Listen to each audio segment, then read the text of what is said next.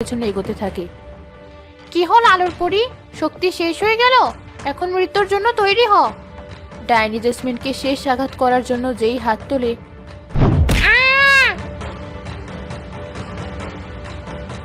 কে তুই? কে হতভাগা? ছাড় আমার লকেট। সোহেল, সরে এসো।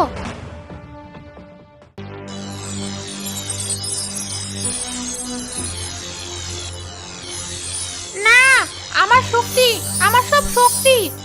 ওটা ভেঙে ফেলো সোহেল। তোমার পাশের ওই ধারালো পাথরটা দিয়ে ওটার উপর আঘাত করো।